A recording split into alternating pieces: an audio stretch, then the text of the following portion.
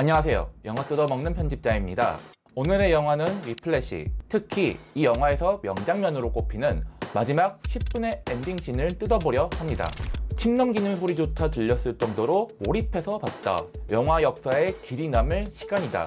엔딩씬만 놓고 본다면 아카데미상 작품상도 수상했을 것이다. 모두가 극찬하는 이 영화의 엔딩씬엔 과연 어떠한 편집의 비밀이 숨어 있을까요? 명문으로 이름난 셰이퍼 음악학교의 신입생 앤드류는 우연한 기회로 최고의 실력자 플래처 교수가 지휘하는 밴드의 보조 드러머로 스카웃됩니다. 하지만 앤드류가 시범 연주를 보일 때마다 그에게 돌아온 것은 플래처의 인격 모독, 패드립, 폭력 등의 엄청난 학대였죠.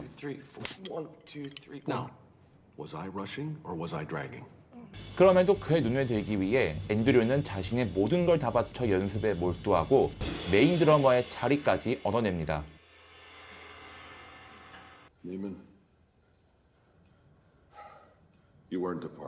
하지만 각종 사고가 겹치는 바람에 중요한 경연 자리에 지각을 하고 현장에서는 최악의 실수를 저지릅니다. 결국 악에 바친 앤드류는 플래처에게 달려들어 그간 쌓인 울분을 토해내죠.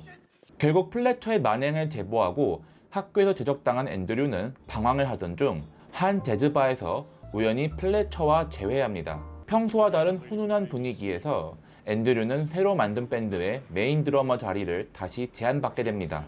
하지만 이 모든 것은 자기를 고발한 앤드류를 엿먹이려는 플래처의 치졸한 함정이었습니다. 공연 당일 플래처는 앤드류에게 밴드가 준비한 것과 전혀 다른 악보를 준 것이죠. 결국 또다시 공연을 망친 앤드류는 퇴장하며 아버지의 품에 안기지만 이내 무언가 필이 온 듯한 앤드류는 다시 무대로 돌아오고 플래처에게 보란듯이 자기만의 드럼 독주를 시작합니다. 이 엔딩씬은 10분, 약 600초의 시간 동안 218번의 컷을 했습니다. 워낙에 빠른 음악인 만큼 그 세세한 템포에 맞춰서 컷 편집했다는 뜻인데요. 폭군 교수 플래처와 그의 인정을 갈망하는 앤드류가 집착했던 것은 음악에 정확한 템포를 맞추는 것이었습니다. Not quite my tempo. Not quite my tempo. Or are you going to be on my fucking time? I'm gonna be on your time. 끝내 그 드럼 연주를 마스터한 앤드류의 드럼 연주에 재즈 단원들과 플래처가 따라가는 것처럼 영화의 엔딩씬 역시 그러한 리듬과 조화를 이루고 있는 것이죠.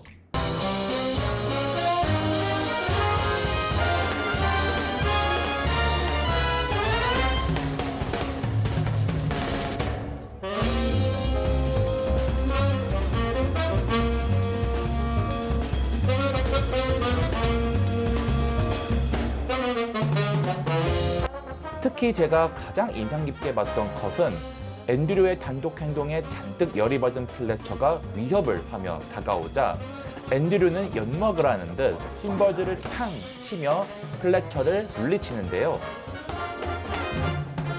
그 심벌즈를 탁 치는 순간에 맞춰서 컷이 바뀌니까 저도 모르게 통쾌한 기분이 들더라고요.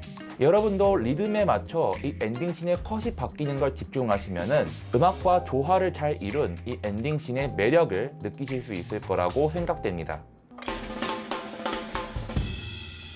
음악의 리듬과 조화를 이루는 컷 편집도 일품이지만 음악의 속도가 절정에 달했을 때 카메라는 재빠르게 패닝하며 앤드류와 플래처가 리듬을 주고받는 호흡을 롱테이크로 보여줍니다.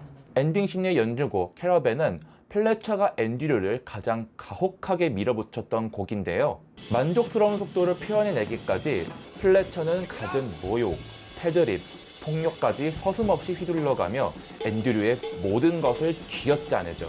그만큼 속도가 본격적으로 휘몰아치는 이 부분은 앤드류가 극복해야만 하는 가장 중요한 파트입니다. 그렇기에 과연 앤드류는 이 속도의 한계를 극복해냈는지, 그리고 과연 플래처는 이에 끝내 만족했을지, 그 노래의 티키타카를 롱테이크로 속도감 있게 보여주고 있다고 할 수 있습니다. 이렇게 카메라가 적극적으로 움직인 덕분에 음악의 속도감이 더욱 임팩트 있게 와닿았다고 할 수 있습니다.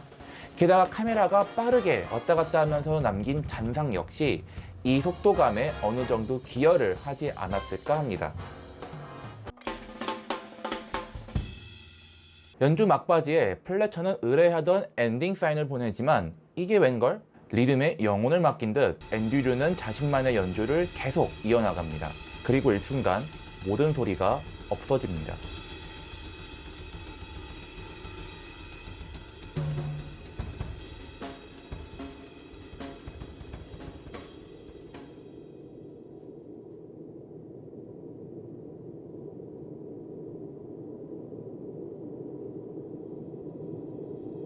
이렇게 소리 없이 드럼에 몰두하는 앤드류의 모습을 다각도로 그리고 클로즈업으로 바라보니 우리도 모르게 입을 꾹 다물고 침을 꼴깍 삼키며 집중하게 됩니다. 손에서 피가 터지는데도 자신의 한계까지 몰아붙인 연습량.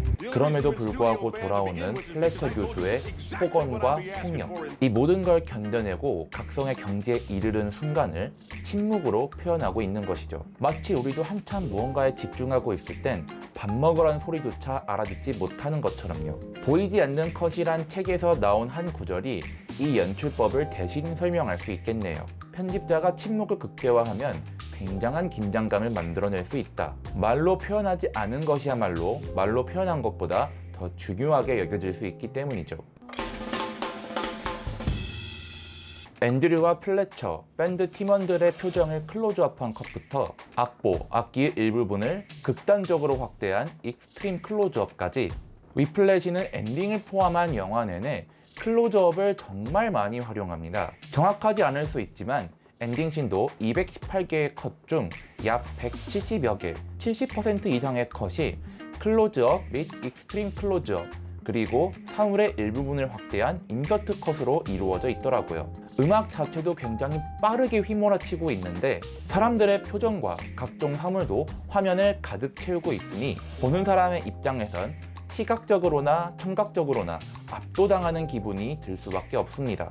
많은 분들이 이 영화를 보고 나서 드럼을 친 건 제인데 왜 지치는 건 나일까? 라고 소감을 밝히신 것도 이러한 엄청난 수의 클로즈업이 여러분의 눈을 계속 붙잡았기 때문이 아닌가 싶습니다. 특히 마지막 앤드류와 플래처의 눈빛 교환을 익스트림 클로즈업으로 표현한 게 정말 인상 깊죠.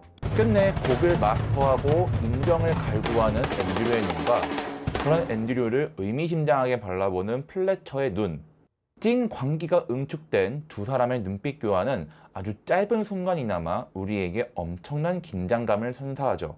그리고 이렇게 쌓인 긴장감은 둘의 미소로 절정에 달하더니 이내 플래처의 엔딩 사인과 앤드류의 드럼 막타로 강렬하게 폭발합니다.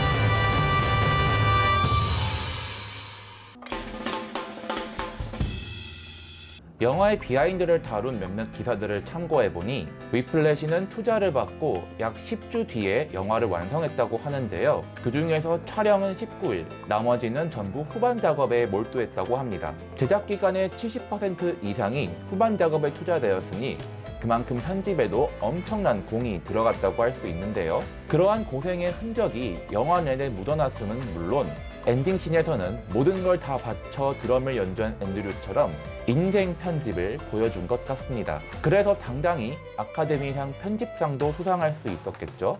자, 그럼 오늘의 영화 위플래시 추천드리며 이만 물러가겠습니다. 안녕.